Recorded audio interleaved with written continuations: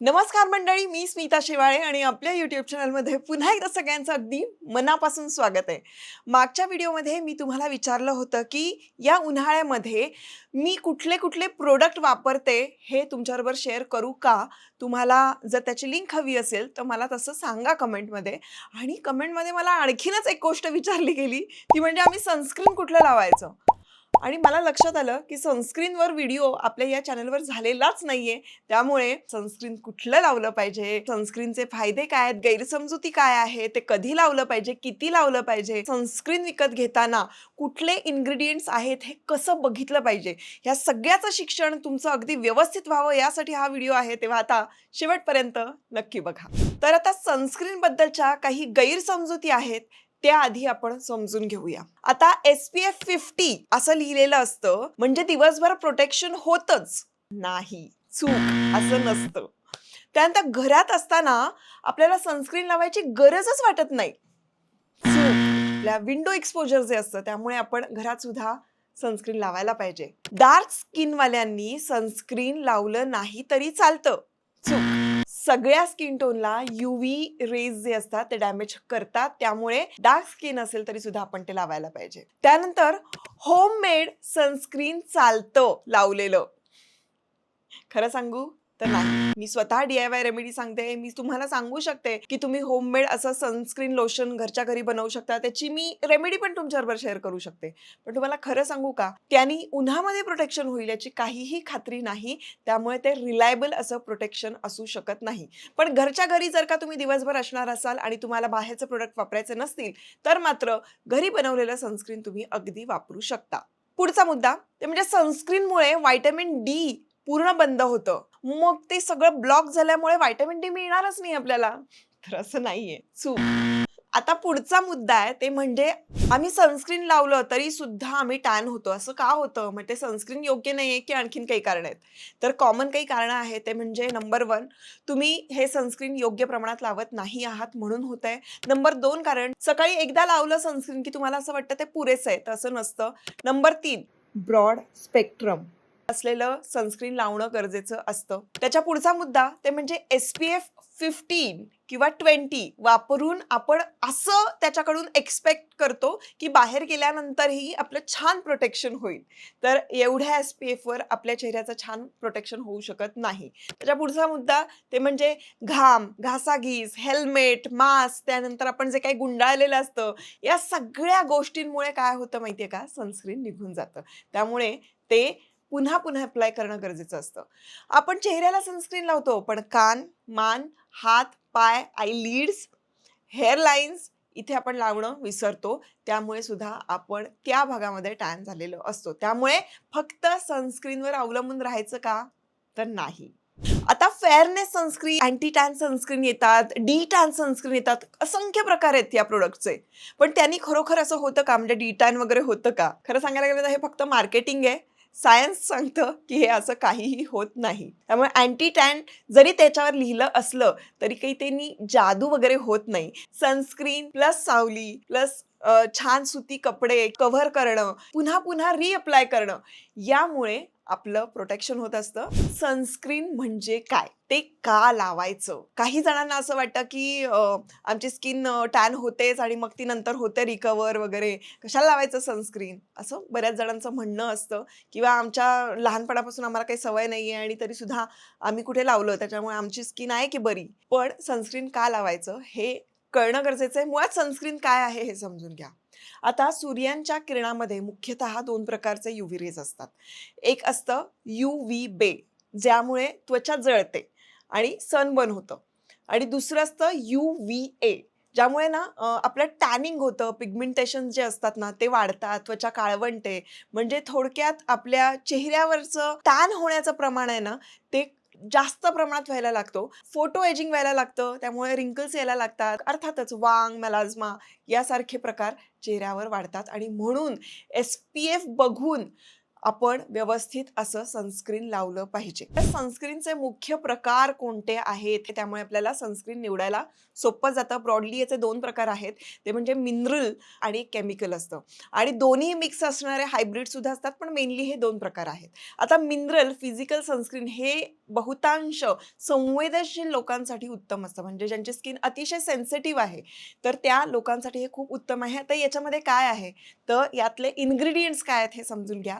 Zinc oxide, titanium डिऑक्साईड या घटकांमुळे त्या स्किनला हे छान प्रोटेक्ट करत असतं.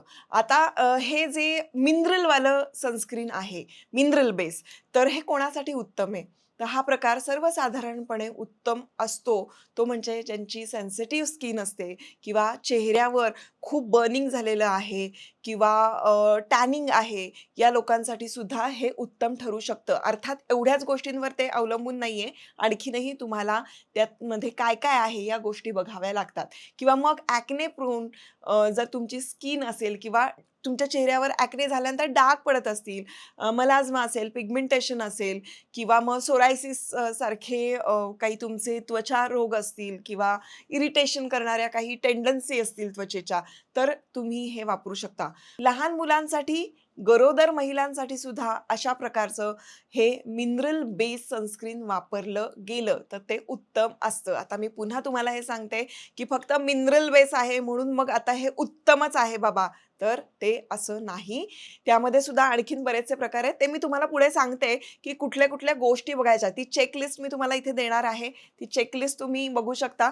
या गोष्टी आपण प्रॉडक्टच्या मागे चेक करायच्या आणि त्याच्यावर आपण ठरवायचं आणि तेही तुम्हाला जमलं नाही, तेही तुम्हाला कठीण जात असेल, तर कुठले प्रॉडक्ट वापरायचे ह्याचे 5 ऑप्शन मी तुम्हाला देणार आहे. आता दुसरा पर्याय ते म्हणजे केमिकल सनस्क्रीन. आता मुळातच केमिकल आहे म्हटल्यानंतर आपण म्हणतो की नको वगैरे. पण काय होतं माहिती आहे का? हे खूप हलकं असतं आणि लवकर ब्लेंड होणारं असतं. त्यामुळे बऱ्याचदा आपण हे वापरतो. आपल्याला ना याच्याबद्दल फार माहिती नसते. पण ते वापरताना आपल्याला छान वाटत असतं. त्यामुळे आपण केमिकल सनस्क्रीन हे शक्यतो वापरतो. आता त्यामध्ये कुठले-कुठले घटक आहेत, तर ते इथे आहेत. अतिशय ते बोलायला कठीण आहे. त्याच्यामुळे अजिबात मी बोलत नाही. तुम्ही हे फक्त चेक करायचा स्क्रीनशॉट काढा आणि त्यानंतर तुम्ही तुमच्या प्रॉडक्टवर चेक करू शकता की हे घटक त्याच्यामध्ये आहेत का. याचा अर्थ हे केमिकल असलेलं सनस्क्रीन लोशन आहे. आता हे केमिकल सनस्क्रीन कोणासाठी चांगलं? ज्यांना कोणाला असं वाटत असेल की त्याचं टेक्स्चर जे आहे हे अगदी हलकं हवं आहे, व्हाईट कास्ट नको आहे, चेहऱ्यावर असा जो पांढरा थर येतो तो अजिबात आम्हाला नको आहे किंवा त्या डेली यूजसाठी आम्हाला हवं आहे किंवा सगळ्यात महत्त्वाची गोष्ट, मेकअप करताना त्याच्या आधी आपल्याला जे सनस्क्रीन लावायचं असतं त्यासाठी आपल्याला असं हलकं सनस्क्रीन हवं असतं, त्यासाठी हे उत्तम आहे. ऑइली स्किन, कॉम्बिनेशन स्किनसाठी हे केमिकल सनस्क्रीन उत्तम असतात. आता त्याचे फायदे काय आहेत? तर ते पटकन ब्लेंड होतं अर्थातच. व्हाईट कास्ट नसल्यामुळे ते असं मस्तपैकी ब्लेंड होतं आणि तुमचा चेहरा ग्लो करतो आणि छान प्रोटेक्टही होतं. त्यामुळे चेहऱ्यावर कॉस्मॅटिकली असा छान एलिगन्स वाटतो. म्हणजे ड्यूई अशी तुमची स्किन वाटते आणि यामध्ये व्हाईट कास्ट कमी असल्यामुळे तुम्हाला अजिबात त्याच्यानंतर काही अप्लाय करताना जड जाणार नाही. आता दोन्हीही सनस्क्रीन म्हणजे हायब्रिड सनस्क्रीन ज्याच्यामध्ये मिनरल आणि केमिकल दोन्ही आहेत. तर हे कोणासाठी असतं?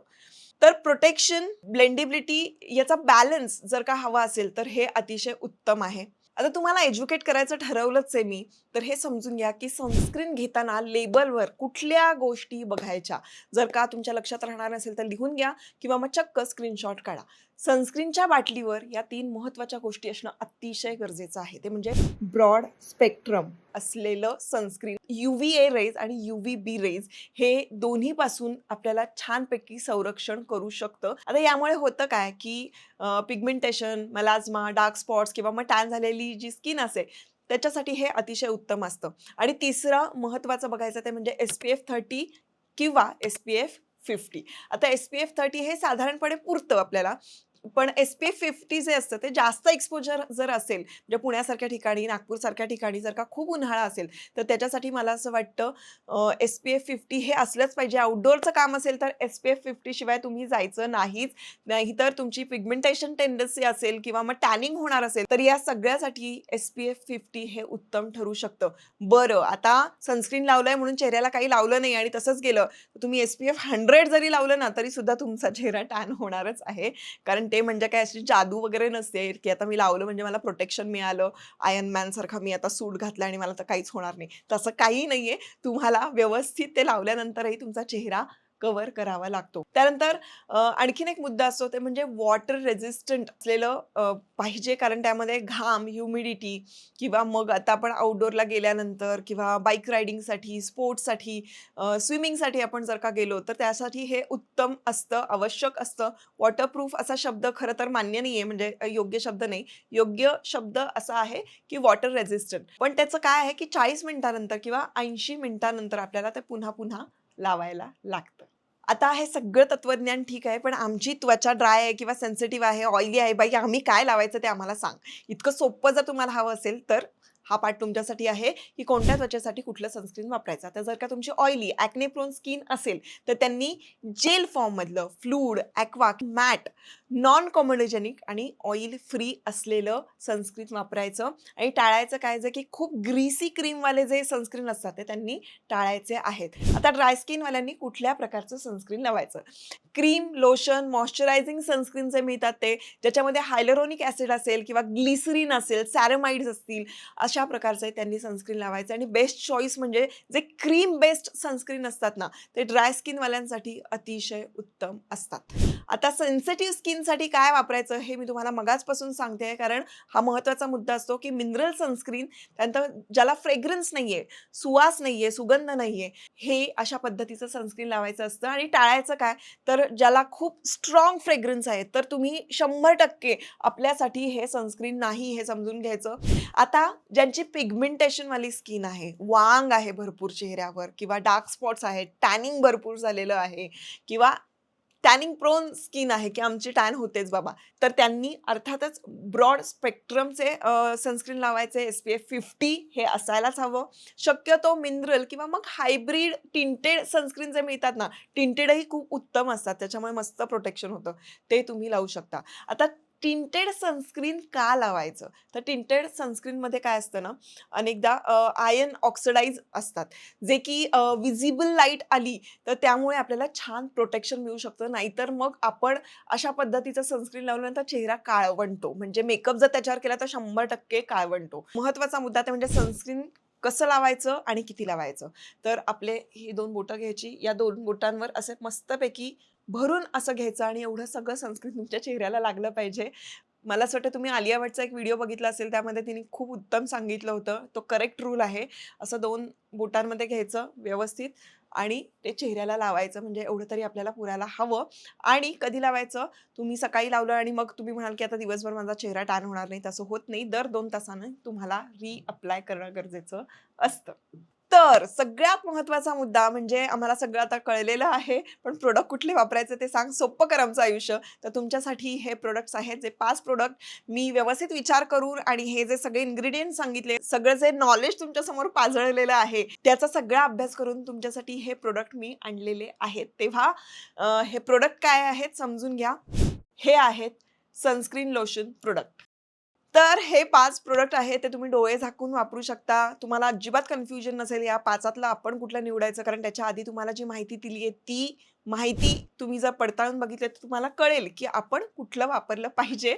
आणि हा व्हिडिओ आय होप तुम्हाला खूप इन्फॉर्मेटिव्ह वाटला असेल आणि आवडला असेल, तर तुमच्या सगळ्या मित्रमैत्रिणींना शेअर करा, कारण सनस्क्रीन लोशन उत्तम असेल तर आपली स्किन उत्तम राहते. आणि हे खूप बेसिक आहे, आपल्या काय म्हणतात ना, सौंदर्याचा बेस आहे, बेस असलेलं प्रोडक्ट आहे सनस्क्रीन, त्याच्यामुळे ते योग्य प्रकारेच निवडलं गेलं पाहिजे. तर ही माहिती होपफुली तुम्हाला आवडली असेल. आवडली असेल तर मला कमेंटमध्ये सांगा. आणि अजूनही प्रोडक्ट हवेत का, असं हवं असेल तरी सांगा. किंवा मग टॅन जाण्यासाठी घरगुती माझ्याकडे एक मस्त असं फेस क्लीनअप आहे. हे फेस क्लीनअप तुम्हाला हवं असेल तरी सुद्धा मला कमेंटमध्ये नक्की सांगा. मी नेक्स्ट टाइम घेऊन येईन. भेटूया आता पुढच्या व्हिडिओ.